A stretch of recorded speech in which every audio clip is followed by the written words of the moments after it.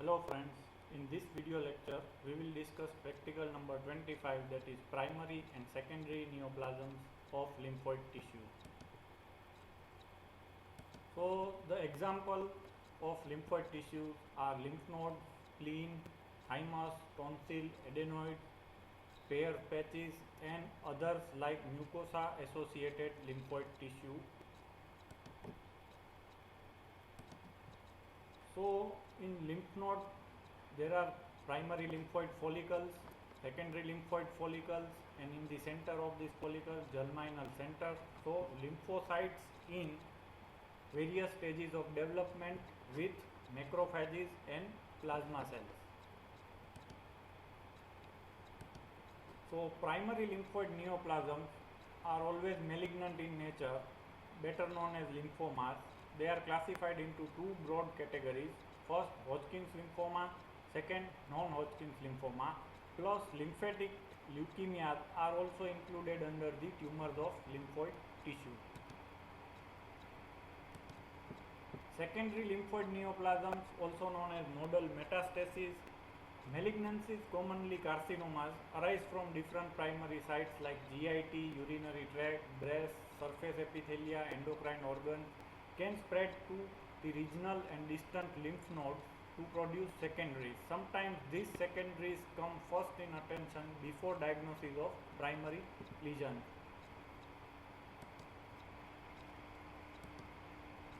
So first, primary lymphoid malignancy, Hodgkin's lymphoma, also known as Hodgkin's disease, histologically and clinically a distinct malignant disease.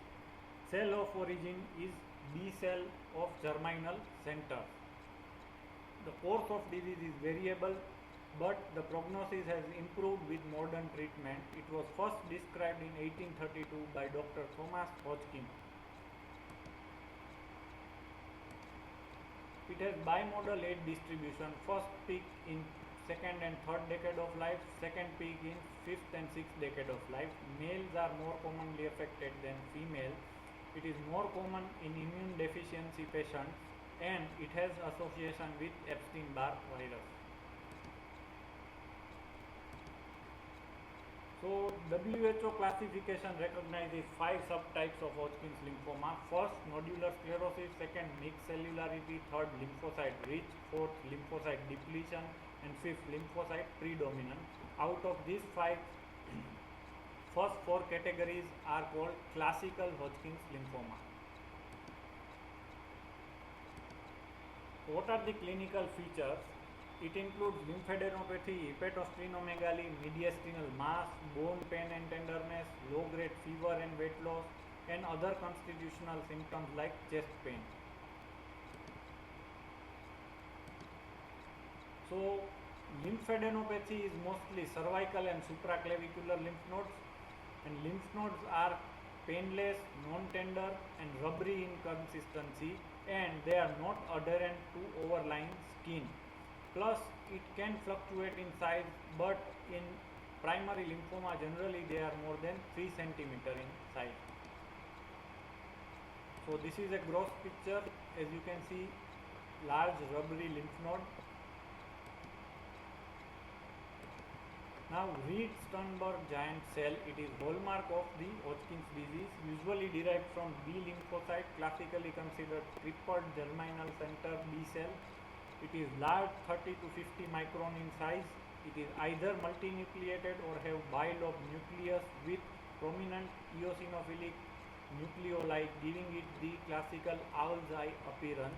As we can see in this microscopic picture, large cell with bilobed nucleus and prominent inclusion like nucleoli, giving it the owl's eye appearance.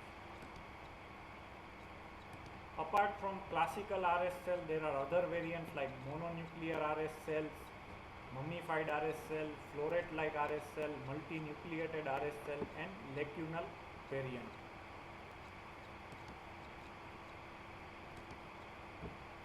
In 4 classical varieties of Hodgkin's lymphoma, in nodular sclerosis there are thick collagenous bands that separates the tumor nodule.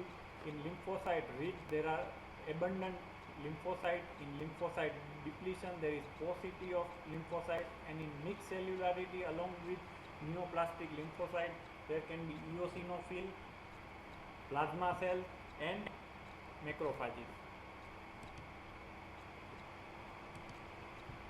So diagnosis of Hodgkin disease depends on clinical, radiological, and routine laboratory investigations. In clinical, we take history and examination. In radiological, chest X-ray, CT scan of abdomen, and in routine laboratory tests like CBC, ESR, bone marrow examination, and biochemical tests like LFT may become helpful. So in chest X-ray, if there is mediastinal mass, that can be seen on chest X-ray. So diagnosis of Hodgkin's lymphoma also includes fine needle aspiration cytology of affected lymph node is necessary before biopsy and histopathological evaluation. The final diagnosis depends upon histopathological evaluation by light microscopy, immunohistochemistry, and molecular studies. So as we saw, the prognosis depends on the stage of disease. We'll see Ann Arbor staging classification for Hodgkin's disease. So stage 1 is involvement of single lymph node or of a single extra lymphatic site or organ. Stage 2, involvement of 2 or more lymphoid regions on the same side of diaphragm or localized involvement of an extra lymphatic site or organ and 1 or more lymph node regions on the same side of diaphragm, that is stage 2. In stage 3, involvement of lymph node region on both sides of the diaphragm, which may be accompanied by the involvement of spleen or by localized involvement of an extra lymphatic site or organ or both.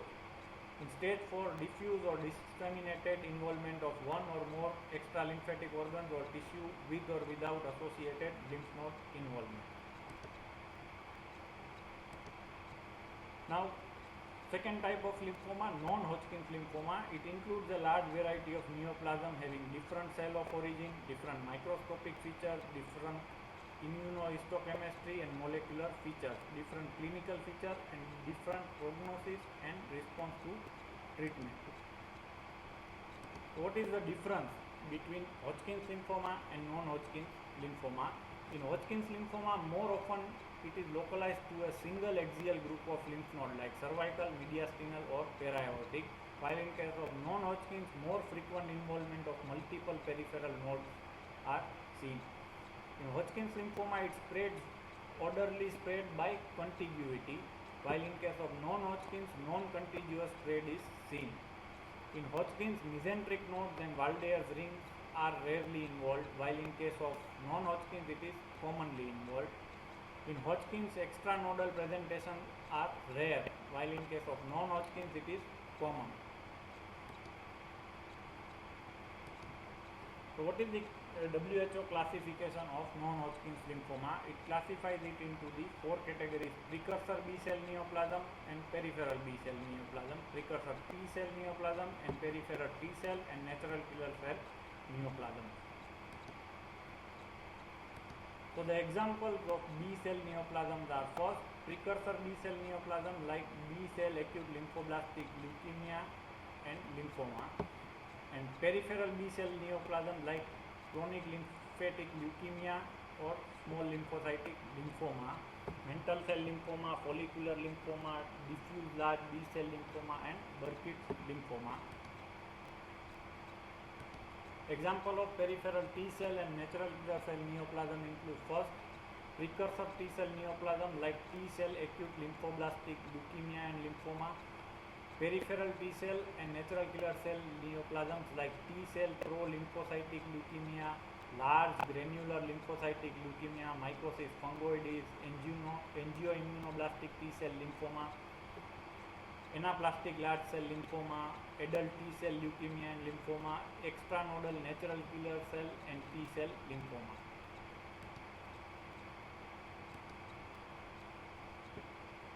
So So clinical features and gross appearance are more or less similar to those seen in Hodgkin's disease, but microscopically there is partial or complete loss or effacement of nodal architecture and monomorphic population of cells. As we can see in this picture of small lymphocytic lymphoma, it shows monomorphic population of small lymphocytes. Here in case of follicular lymphoma, different sizes of follicle made up of monomorphic cells. Burkitt's lymphoma with characteristic starry sky appearance due to benign macrophages in between the neoplastic lymphoid cells. Anaplastic large cell lymphoma showing very large anaplastic cells. Now secondary lymph node metastasis, it is more common than primary lymphoma, sometimes diagnosed or come in attention before primary tumor. It is characterized by partial or complete loss of nodal architecture and morphologically similar to primary tumor or tumor of origin. For example, in case of metastasis of squamous cell carcinoma, we will see keratin pulse and neoplastic squamous epithelium in lymph node. And in case of metastasis by adenocarcinoma, we will see malignant glands in the